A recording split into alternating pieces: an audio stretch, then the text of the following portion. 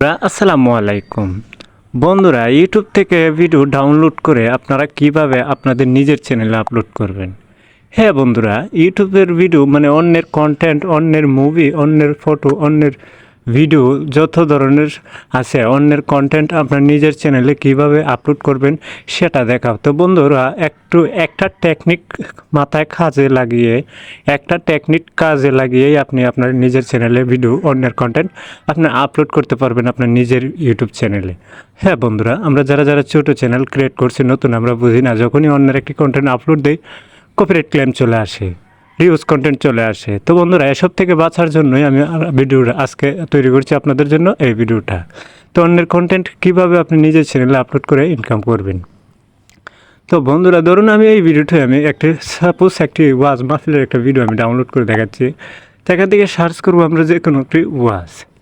সেখান থেকে ওয়াজ সার্চ করার পর আপনারা কী করবেন, উপরে 3 লাইন দেখতে পাচ্ছেন, একটি মেনু পেয়ে যাবেন 3 লাইন। সেই 3 লাইনের উপর ক্লিক করে সার্চ ফিল্টারের উপর ক্লিক করবেন।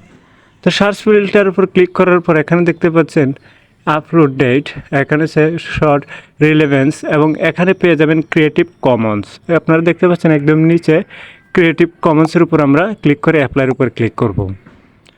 তো অ্যাপ্লাইয়ের উপর ক্লিক করার পর এই যে দেখতে পাচ্ছেন এই ভিডিওগুলা কপিরাইট ভিডিও। এই ভিডিওগুলো যদি আপনি হুবহু আপনার ইউটিউব চ্যানেলে আপলোড করে দেন তাহলে কপিরাইট চলে আসতে পারে, কোনো গ্যারান্টি নেই। কিন্তু এই ভিডিওটাই আপনি যদি একটু টেকনিক কাটান মাথার মধ্যে, একটা এডিটিংয়ের মাধ্যমে হালকা একটু এডিটিং যদি করেন তাহলে আপনি এই ভিডিওর মালিক আপনি হয়ে যাবেন। আর ওই ভিডিওটা একটু এডিটিংয়ের মাধ্যমে ওই ভিডিওটাই আপনি আপনার চ্যানেলে আপলোড করতে পারবেন।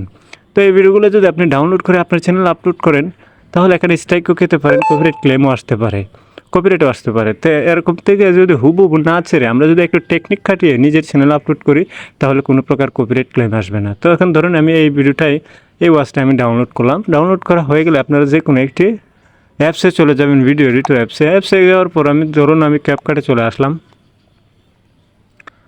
তো আমি ক্যাপকাট অ্যাপ্লিকেশনটা ওপেন করতেছি, আপনারা দেখতে পাচ্ছেন। ক্যাপকাট অ্যাপ্লিকেশনটা ওপেন করার পর আপনারা ধরুন আমি যে ওয়াজটা ডাউনলোড করেছিলাম এই ওয়াজটাই আমি এখানে করবো, শুরু করবো। এখান থেকে একটু কাট করব।